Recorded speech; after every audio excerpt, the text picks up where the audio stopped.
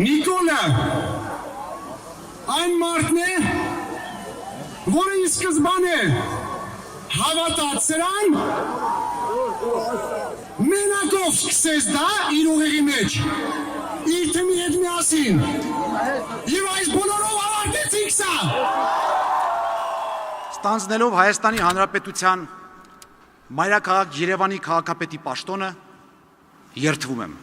Մենք անելու ենք գործողություններ, որոնք չեն երևում, որոնք ոչ ոք չի տեսնելու, չի իմանալու, որ արված է, բայց տարիներ հետո նոր երևալու է այդ ամեն ինչը։ Եվ մենք երբևիցե չենք ընկնելու ցուցամոլության հետևից։ Մենք ուղղակի մաշելու ենք մեր առողջությունը, որպեսզի Երևանը լինի աշխարհի հզորագույն քաղաքներից մեկը։ Քաղաքացիական պայմանագիր կուսակցությունը կարելի ասել ուզուրպացրել է այս պահին իշխանությունը։ Կներեք, եթե ինչ-որ մի բան չհասցրեցի անել։ Հունիսի 7-ին Հայաստանը խորհրդարան է ընտրում։ Սրանք 2017-ից ի վեր առաջին հերթական խորհրդարանական ընտրություններն են։ Քաղաքական դաշտը բազմագույն է, թեև գլխավոր մրցակցությունը կարծես թե իշխող քաղաքացիական պայմանագրի եւ Սամվել Կարապետյանի ուժեղ Հայաստանի միջև է, խորհրդարանում հայտնվելու հավակնություններ ունեն նաեւ այլ ուժեր։ Ֆինանսական միջոցներից, արտաքին աջակցությունից, անձնական հեղինակությունից եւ այլ չափորոշիչներից զատ տեխնացուները մրցում են մեկ այլ ասպարեզում եւս, ով է հանրության կողմից ընկալվում որպես յուրային։ Հեռուստաէկրաններից ծանոթ Կարքին Հայկոն կարծես լուծել է այս հարցը դեռ վաղ 2000-ականներին քաղաքային բանահյուսություն դարձած Կարքին հաղորդմամբ, կաշառակեր քաղաքական գործչի, քրեական հեղինակության, խանդոտ կնոջ եւ բազում այլ կերպարներով։ Բայց ինչի՞ եք մի անգամից վիրավորվում, ախր սա պարզապես անեկդոտ է։ Հայկ Մարությանի քաղաքացիական ակտիվությունը սկսվել է 2010-ականների սկզբին։ Այս տարիներին Հայաստանում շոու բիզնեսի ներկայացուցիչները մասնակցում էին հանրապետական կուսակցության քարոզարշավներին, ստանում պետական մրցանակներ, երգեր ձոնում առաջին տիկնանց կամ պարզապես անհաղորդ մնում քաղաքականությանը։ Հայկ Մարությանը մասնակցում էր տասականների առանցքային շարժումներին, ոչ 150 դրամին, Էլեկտրիկ Երևան, Մաշտոցի պուրակ, գազի թանկացում եւ այլն։ 2013-ին, երբ բարձրացել էր տրանսպորտի սակագինը, Մարությանը որոշ այլ հայտնիների հետ իր մեքենայով անվճար տեղափոխում էր մարդկանց։ Ուշագրավ է, որ տարիներ անց այս հայտնիներից ոմանց հետ հայտնվելու էր նույն, ոմանց հետ հակադիր քաղաքական բևեռներում։ Մարությանը մասնակցեց 2016-ին Սասնա ծռերի ՊՊԾ գնդի գրավման արդյունքում Խորենացի փողոցի վրա սկսված հավաքներին, աջակցելով Սասնա ծռերի անդամներին։ 99.9 իրական 100%, այսինքն բոլոր հարցվածները տղաներին չեն ճանաչում որպես ահաբեկիչ։ Մարությանը նաև դիտորդական առաքելություն էր իրականացնում 2017-ին առաջին խորհրդարանական ընտրությունների ժամանակ։ Այսպիսով 2018-ին Մարությանի փողոց դուրս գալը ակնկալելի էր։ Մեքենան կայանելով ցուցարարների փակած Հերացի փողոցի վրա եւ խառնվելով հանրային հոսքին, Մարությանը միացավ այդ պահին հերթական շարժումներից մեկին։ Միացել եք ուսանողներ։ Չէ տեղի գնում, փակիր կանգնա մնաց ստեղ։ Մարությանին հրավիրեցին նախ Ֆրանսիայի հրապարակում, հետո արդեն Հանրապետության հրապարակում տեղադրված բեմահարթակ։ Մարությանը վերցրեց խոսափողն ու երևի հենց այս պահից սկսվեց նրա քաղաքական ճանապարհը։ Շատերի համար բեմահարթակից հնչող խոսքը Կարքին հաղորդումից առկայծումներ էր առաջացնում, ոմանց համար տեքստերը պարզունակ էին։ Մարությանի այցեքարտը բոցաշունչ տեքստերը չէին, իր խոսքը չէր կարող մրցել ոչ հանրապետականի վերնախավի բյուրոկրատական տեքստերի հետ եւ ոչ էլ Փաշինյանի հռետորական ձիրքի։ Փողոցային պայքարը ավարտվեց։ Մայիսի 8-ին Նիկոլ Փաշինյանը ընտրվեց վարչապետ։ Հեղափոխությունը մտավ նաև քաղաքապետարան։ Մարությանը անդամագրվեց քաղաքացիական պայմանագիր կուսակցությանը։ Քաղաքապետի պաշտոնի համար առաջադրվեց Հայկ Մարությանի եւ Ալեն Սիմոնյանի թեկնածությունը։ Հուլիսի 29-ին քաղաքացիական պայմանագրի վարչության նիստում ավելի շատ ձայներ ստացավ Հայկ Մարությանը, դառնալով քաղաքացիական պայմանագրի քաղաքապետի թեկնածուն։ Շնորհավորում եմ։ Անարդար էր գալ եւ մի մխրճվել այդ process-ի մեջ։ Կարծում եք, որ Հայկ Մարությանը Կարքին հաղորդմամբ դարձավ քաղաքապետ։ Բա ինչով դարձավ քաղաքապետ, ինձ լուրջ քաղաքական գործիչ էր։ Սկսվեց նախընտրական քարոզարշավը։ Մարությանը արեց ճակատագրական մի ձևակերպում։ Այսօր իրավիճակը Հայաստանում շատ պարզ է։ Շատ։ Կան սպիտակ ուժեր եւ կան սև ուժեր։ Վերջ։ Մարությանի նետած այս ձևակերպումը ընդդիմությունը սիրով ընդունելու էր եւ այն իր ամուր գտնելու ընդդիմություն իշխանություն փոխհրաձգությունների բառամթերքում։ Մարությանի ձևակերպած դուալիզմը այնքան լայն տարածում ստացավ, որ անգամ Բարգավաճ Հայաստան կուսակցությունը նախընտրական քարոզարշավի ժամանակ իր սպիտակությունը ապացուցելու համար այսպիսի պերֆորմանս իրականացրեց։ Առաջին հերթին ուզում եմ ձեր բոլորին համայն հայության շնորհավորել անկախության օրվա կապակցությամբ։ Ցանկանում եմ, մաղթում եմ մեր պետությանը, մեր ժողովրդին խաղաղություն, բարեկեցություն եւ բարգավաճում։ Իսկ ընդամենը 5 տարի անց Մարությանի երբեմնի կուսակից Տիգրան Ավինյանը այս թևավոր խոսքն օգտագործելու էր Մարությանի դեմ ավականու ընտրությունների մրցապայքարի ընթացքում։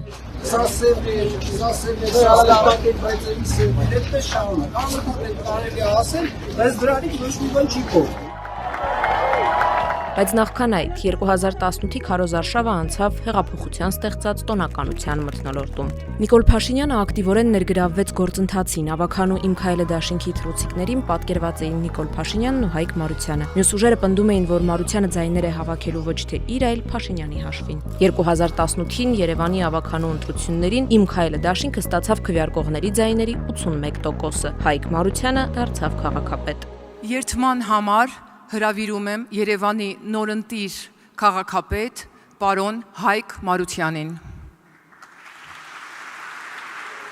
Քաղաքապետարանում երթման արարողության ժամանակ քաղաքապետ Մարությանին ծափողջույններով դիմավորեցին։ Այս շարքերում էին Արթուր Վանեցյանը, Տիգրան Ավինյանը, Վալերի Օսիպյանը եւ այլք։ Սա շատ հուզիչ պահ է եւ ես իրոք երջանիկ եմ։ Մարությանին առաջին խոշոր մարտահրավերը նետեց աղբը։ 2018-ի ամռանը Երևանը գարշահոտ էր շնչում։ 2014-ից Երևանի աղբահանությամբ զբաղվող լիբանանյան Սանիտեկ ընկերությունը դադարեց հավաքել քաղաքի աղբը։ Հայկ Մարությանը հայտարարեց, որ ընկերությունը չի կատարում իր պայմանագրային պարտավորությունները։ Որոշ ժամանակ անց Մարությանը միակողմանիորեն խզեց պայմանագիրը Սանիտեկի հետ։ Արդյունքում ստեղծվեց Երևանի աղբահանություն եւ սանիտարական մաքրում հիմնարկը։ Սանիտեկը դուրս եկավ շուկայից։ Այս պայմաններում քաղաքապետարանին նվիրաբերվեց աղբատար տեխնիկա։ Լուրեր տարածվեցին, որ նվիրատուների ցանկում էր նաև գործարար Սամվել Ալեքսանյանը եւ վերջինս քաղաքապետարանին կամազներ է նվիրել։ Ցավը տանեմ, ես կամազների հետ գործ չունեմ, դել ասեցին կամազներ նովա նվիրե։ Այդ ժամանակ, երբ որ մեր մոտ ահռելի կրիզիս կար բանի, աղբի, որ աղբը սենց թափած էր, սենց ուղակի հնարավոր չէ։ Մենք անձամբ ես իմ մեքենայով գնում էի հավաքում էի։ Օգնեցեք, այդ վիճակն էր։ Ու ինձ իրոք կարևոր չէ ով է ինչա ու վստահեցնում ես ոչ մի պրիվիլեգիաներ 0.0 ոչ մեկ չի ստացվել դրա համար։ Աղբահանության ճգնաժամը Մարությանի քաղաքական մկրտությունն էր։ Պաշտոնավարման սկզբնական հատվածում աղմուկ էր բարձրացրել նաև 35 մետր բարձրության 200 կիլոմետր երկարությամբ լուսաշղթաներով եւ 1500 խաղալիքներով զարդարված ամանորյա տոնածառը հանրապետության հրապարակում։ Սակայն սա դրվագային բնույթ ուներ, առջևում ավելի մասշտաբային խնդիրներ կային։ Աշխատանք սկսվեց ապօրինի շենքերի, կցակառույցների ապամոնտաժման եւ կանաչ տարածքները ընդլայնելու ուղղությամբ։ Սուզվենք Երևանյան ապօրինի շինությունների հեքիաթային աշխարհ։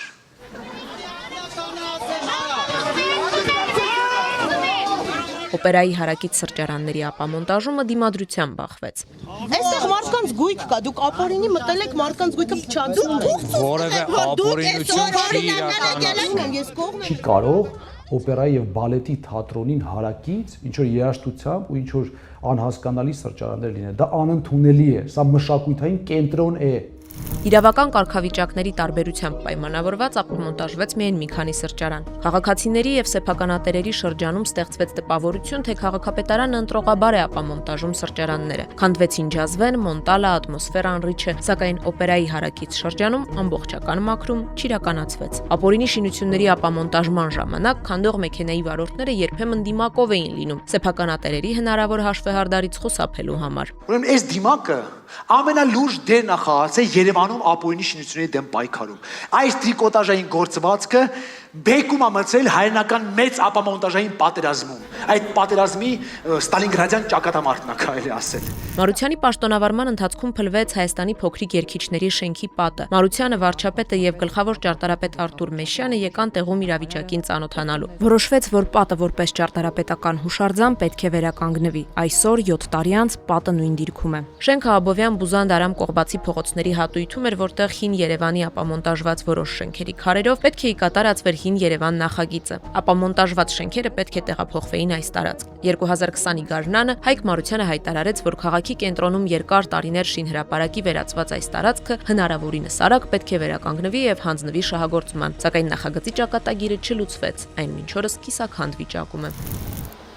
Քաղաքապետի պաշտոնավարման կնճռոտ թեմաներից մեկը Ֆիզգորոդոկի ֆիզիկայի ավանի տարածքում բարձրահարկ շենքի կառուցումն էր։ Հողը, որտեղ ընթանում էր կառուցապատումը, սեփականաշնորհվել էր 2004-ին։ 2007-ին Ռադկո սահմանափակ պատասխանատվությամբ ընկերությանը տրված է եղել 12 հարկանի շենքի շինթույլտվություն։ Այնուամենայնիվ, այս հանգամանքը տեղի բնակիչների համար արդարացում չէր։ 2019-ին քաղաքապետարանը մերժեց նախկին շինթույլտվության երկարացումը եւ պահանջեց կառուցապատողից անցնել բոլոր փորձաքննությունները։ Ըստ փորձաքննության նախագիծը համապատասխանում էր բոլոր նորմերին, ինչից հետո շինթույլտվություն տրվեց։ Բնակիչները պնդում էին, որ սեփականաշնորհումը կեղծ է եղել եւ քաղաքապետարանը պետք է դիմի կառավարությանը տարածքը հանրային գերակաշահ ճանաչելու խնդրով։ Ուշագրավ է, որ 2021-ի փետրվարին Կրթության, գիտության, մշակույթի, սպորտի նախարարությունը հայտնել էր, որ ճանաչել է Ֆիզգորոդոկի տարածքը որպես նորահայտ հուշարձան։ Իսկ նույն տարվա մայիսին Ալիխանյան 6/1 հասցեի հողակտորը հանել էր այդ տարածքից։ Չնայած իրավական գործընթացներին եւ քաղաքացիների պահանջին, շինարարական աշխատանքը կանխել չհաջողվեց։ 2020-ին քանդվեց Ֆիրդուսի կամ Երևանի 33-րդ թաղամասի 19-րդ դարի վերջի 20-րդ դարասկզբի երկու շինություն։ Տարածքում նախատեսվում էր նոր համալիր կառուցել բնակելի եւ բիզնես թաղամասով։ Ֆիրդուսի թաղամասի քանդումը դարձավ նախկիններով պայմանավորված յետադարձ ուժ չունեցող եւս մի իրողություն։ Կառուցապատման նախագիծը առաջին անգամ հանրային գերակաշահ էր ճանաչվել 2004 թվականին։ Այնուամենայնիվ, այստեղ եւս քաղաքացիները հավատացած էին, որ չնայած իրավական բարդ գործընթացին կամք ցուցաբերելու պարագայում քաղաքապետարանը կարող էր խոչընդոտել կառուցապատողին կամ առնվազն վերանայման դնել հարցը։ Ինչևէ, այս պահին Ֆիրդուսի թաղամասում շարունակվում են ինտենսիվ շինարարական աշխատանքները։ Տրանսպորտի ոլորտում առաջին քայլը նոր գազելներ գնելն էր։ 2019-ի օգոստոսին քաղաքապետ Մարությանը հանդիպեց երթուղիների սպասարկող կազմակերպությունների հետ, գծատերերի եւ տեղեկացրեց, որ քաղաքը տրանսպորտային ռեֆորմների շրջանակում massամբ իր վրա է վերցնում ուղևորափոխադրումները։ Չափանիշներին չհամապատասխանող երթուղիների կառավարումը կիրականացնի քաղաքապետարանը։ Գործընթացը աստիճանական էր, այսինքն մասնավոր ընկերությունները շուկայից դուրս եկան ոչ մի անգամից։ Թեև Մարությանը խոսել էր գազելները կիրառությունից հանելու մասին, սակայն տվյալ պահին, երբ 5 գազելներ շարքից դուրս էին գալիս, իսկ նոր ավտոբուսները դեռ չկային, անհրաժեշտ էր գնալ փուլային լուծման։ 2020 թվականին համայնքի միջոցներով ձեռք բերվեց 100 գազել Next փոքր ավտոբուսները։ Երևան քաղաքի բյուջեի միջոցներով Մարությանի ժամանակ փոխարինվեց նաև 574 վերելակ։ Կառավարության եւ EBRD բանկի հետ համատեղ հայտարարել ենք մրցույթ 100 հատ 12 մետրանոց ավտոբուսների Եվրո 6 ամենաբարձր ստանդարտներին համապատասխանող։ Ցավոք սրտի մրցույթը չկայացավ, դա պարզվեց ամառը, երբ որ բացեցինք մրցույթի արդյունքները, հավանաբար այս պանդեմիայի, COVID-ի պանդեմիայի պատճառով էր ընկերությունները պատրաստ չէին մասնակցելու, քանի որ դժվարություններ ունեին, որպեսզի process-ը կանգ չառնի, այդ ժամանակ ես որոշում ընդունեցի, որ մենք պետք է ձեռք բերենք ավտոբուսներ մեր համայնքային բյուջեով։ 2021-ին Մարությանի որոշմամբ գնվեց 211 ժոնգտոնգ ավտոբուս եւ մեկնարկեց ման մագնիշի ավտոբուսների ձեռքբերման մրցույթը։ Եվս 150 ժոնգտոնգի գնման մրցույթը սկսվել էր Մարությանի պաշտոնավարման շրջանում։ 2019-ին Մարությանը խոստացել էր, որ 2-3 տարվա ընթացքում ողջ համակարգը ամբողջությամբ փոխվելու է։ Նախկին քաղաքապետը հասցրեց կատարել իր բոլոր խոստումները։ Երկի կեսից դողոլը ձերեցած վերցրին։ 2020-ի դեկտեմբերի 7-ին պատերազմից գրեթե անմիջապես հետո Մարությանը դուրս էր գալու քաղաքացիական պայմանագրից։ Երևանցիները սրա մասին անմիջապես չէին իմանալու, որ պահից առաջացավ ճեղքվածքը սիրո եւ համերաշխության հեղափոխության թվում է թե կուռ թիմում։ Սկսեցին տարատեսակ պաշտոնատար անձիկ զանգել եւ իրենց մերձավորների համար արտոնություններ խնդրել։ Այս ծաղիկի բուտկեն էստեղ դնենք, այն շինթույլտվությունը տանք, սա այսքան հարկ ավելացնենք, այս հողը ընդլայնենք եւ այլն։ Եվ այդտեղ սկսվեց ի հայտ գալ իմ եւ ԿՊ-ի միջև աշխարհայացքների խզումը։ 2019-ին Մարությանի եւ քաղաքացիական պայմանագրի հարաբերությունները լարվեցին, ինչը բնականաբար անդրադարձավ Ավագանու իմ քայլը դաշինքի եւ քաղաքապետի հարաբերությունների վրա։ Ավագանին լծվեց իր առաջադրած տեխնացուի նախագծերը խափանելուն։ Երկու կողմերից սկսեցին խոսել խզման մասին։ Ավագանու նիստի նախորդ երեկոյան տեղեկություն ենք ստանում, որ ԿՊ վարչության որոշ անդամներ, ինչպես նաև կառավարության որոշ անդամներ հրահանգել են, որ իմ քայլը քվորում չապահովի։ Պարզ ասած, որոշել էին տապալել ավտոբուսների գնման գործընթացը։ Քվեարկությունից առաջ դահլիճից մարդկանց զանգով դուրս էին հանում։ Եվ որոշումը կարողացանք ընդունել միայն Ավագանու ընդդիմադիր եւ անկախ անդամների ներկայության շնորհիվ +1 ձայնով, այսպես ասած ծայրը ծայրին։ Փաստացի այս մարդիկ ուզում էին 1 միլիոնանոց քաղաքը թողնել առանց ավտոբուսների միայն մի բանի համար, որ ասեին, որ Հայկ Մարությանը չի կարողանում կատարել իր նախընտրական խոստումները։ Մարության քաղաքացիական պայմանագիր հարաբերություններում խզվածք նկատվեց 2021-ին արտահերթ խորհրդարանական ընտրությունների նախօրեին։ Մարությանը չէր մասնակցում քաղաքացիական պայմանագրի նախընտրական քարոզարշավին։ Դեռ 2020-ին Մարությանը դուրս էր եկել քաղաքացիական պայմանագրից։ Իր խոսքով հասկանալով երկրում ստեղծված ճգնաժամը ինքն իր որոշման մասին տեղեկացրել էր Սուրեն Պապիկյանին եւ ասել. «Հայտնեք այս լուրային ժամանակ, երբ ձեզ հարմար կլինի»։ 2021-ի դեկտեմբերին վարչապետի ընտանիքին պատկանող հայկական ժամանակում Հայկ Մարությանին ճանապարհից շեղած գեներալները վերնագրով հոդված հրապարակվեց։ Ասում են Հայկը հեղափոխությունից շեղվել է։ Սա ասում են մարդիկ, որոնք երկրի համար այս նեղ պահին $200,000 մեքենա են գնում։ Ավականու «Իմ քայլը» խմբակցությունը Մարությանի նկատմամբ անվստահության գործընթաց սկսեց։ Մարությանին հաջորդեց Հրաչյա Սարգսյանը, այնուհետև Լևոն Հովհաննիսյանը։ Քաղաքացիական պայմանագրի անդամները պարբերաբար հիշեցնում եւ համոզում էին, որ Մարությանն ընտրվել էր միայն քաղաքացիական պայմանագրի հեղինակության շնորհիվ, թեև նախկինում կուսակցությունը ժխտում էր ընդդիմադիրների նմանաբովանդակ մեղադրանքները։ Երևանցիները քվե չեն տվել Հայկ Մարությանին։ Տվել են «Իմ քայլը» դաշինքին, որի առաջի համարը եղել է Հայկ Մարությանը, բայց մենք բոլորս գիտենք, որ եթե Հայկ Մարությանը օրինակ այդ ընտրություններին առաջադրվել մեկ այլ կուսակցությունով կամ դաշինքով կամ հայտնի կամ անհայտ, ինքը 99%, եթե ոչ 100% հավանականությամբ չէր լինի Երևանի քաղաքապետ։ Մարությանին հասցեին վիրավորանքներ հնչեցրեց Ալեն Սիմոնյանը, նախկին ընկերը, որն էլ հենց կապել էր Մարությանին քաղաքացիական պայմանագրի հետ։ Հայկ Մարությանին սկսեցին վերագրել հանդիպումներ երկրորդ նախագահ Ռոբերտ Քոչարյանի հետ։ Մարությանը այս մեկնաբանությունները ժխտում էր։ Այսօր եւս հաճախ կարելի է հանդիպել Մարությանին արտաքին դերակատարների, մասնավորապես Մոսկվայի հետ կապող պնդումներ, որոնք այդպես էլ չեն բացահայտվում։ Կներեք, եթե ինչ-որ մի բան չհասցրեցի անել։ Շնորհակալ եմ եւ Աստված ձեզ եւ մեզ բոլորիս պահապան։ Շնորհակալություն։ Այսպիսով Մարությանը որոշ ժամանակով անհետացավ հորիզոնից, թվում էր, թե նրա քաղաքական ճանապարհը ավարտվեց։ 3 տարի անց Մարությանը խախտեց լռությունը քաղաքապետը մոնոներկայացմամբ եւ թեև ստենդափը քաղաքապետի ամպլուան չէր, այսպես սկսվեց նրա նախընտրական քարոզարշավը։ Ռամպարի ռամապարամպամ, ռախպարի բատապի ռամապամ, գնացեք Գագոյի մոտ, ռախպարի բատատի ռամատամ, համարնել ես ձեզ կտամ, ռամպարի բատապի ռամապամ, ուտ։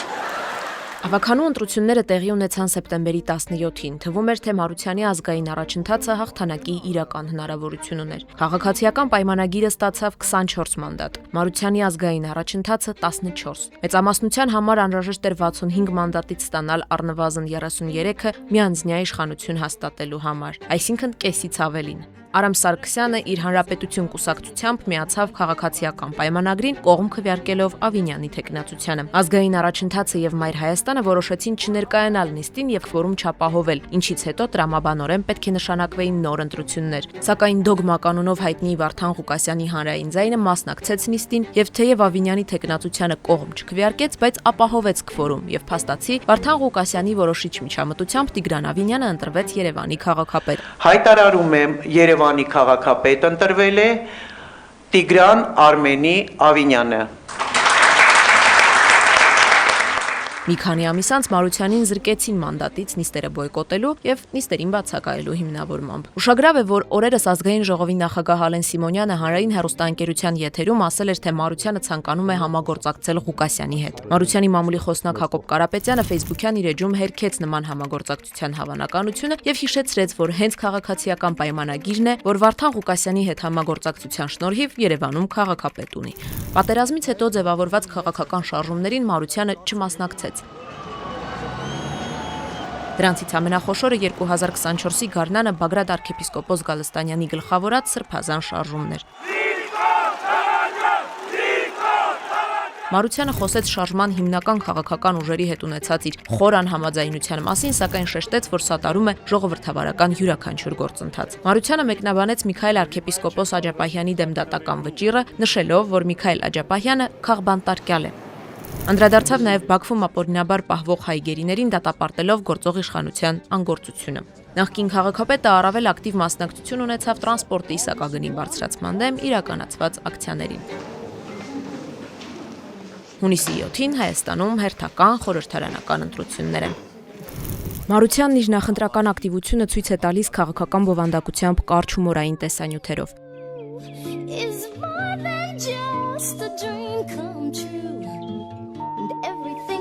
Անեմ լսեմ ածի պատվալը, ասի վերենգի տեղը տասի ներմերս չուտես։ Ակտիվորեն ընդունում է հարցազրույցների հրավերները։ Տաղավարում հյուրընկալել եմ Նոր ուժ կուսակցության վարչապետի թեկնածու Հայկ Մարությանին։ Բարև ձեզ, պարոն Մարության։ Բարի գալուստ քնտրել ձեզ։ Հայկ Մարությանն է։ Ողջույն պարոն Մարության։ Բարև ձեզ, մեր ջան։ Հայկ Մարությանը, Հայկ ջան, ողջույն։ Տեղափոխական թիմի նախկին սիրելին եւ նույն թիմից գրեթե միաձայն վտարված Մարությանը իրեն հստակորեն տարանջատում է ինչպես խորոված փարթի, այդպես էլ թանկարժեք սմոքինգների էսթետիզմից։ Նախկին քաղաքապետը խորհրդարանական ընտրություններին մասնակցում է սոցիալ-դեմոկրատական Նոր ուժ կուսակցությամբ։ Վերջինս բացառել է քաղաքացիական պայմանագրի կամ Ռոբերտ Քոչարյանի հետ համագործակցությունը։ Ինչ վերաբերում է ուժեղ Հայաստանին, Մարությանը պատրաստ է քննարկել համագործակցության թեման, սակայն դեմ է մեկ անձի համար սահմանադրություն փոխելու մտքին։ Հետևաբար նաև Սամվել Կարապետյանի թեկնածությանը որպես վարչապետ։ Ժպտում ենք։ Հա, դե ժպտացեք։ Վարչապետը նույնը մնա չէ։ Կհաջողվի Մարությանին մտնել խորհրդարան։ Ընդդիմադիր падգամավորի լիազորությունների շրջանակում հնարավոր կլինի դառնալ կարևոր դերակատար։ Արդյոք Հայկ Մարությանի քաղաքական կայացումը միայն հեղափոխական երջանկության ծնունդ էր։ Փաստ է, որ սեփական թիմից վտարման դրվագը որոշակի հույզեր առաջացրեց հանրության շրջանում։ Անգամ փոքր-ինչ մեղմացրեց ամենակոշտ քննադատների դիրքորոշումը։ Ինչպես կդասավորվի Հայկ Մարությանի քաղաքական կենսագրությունը, պարզ կլինի հունիսի 7-ից հետո։ Շատերը ասում են, իսկ ինչ է լինելու հետո։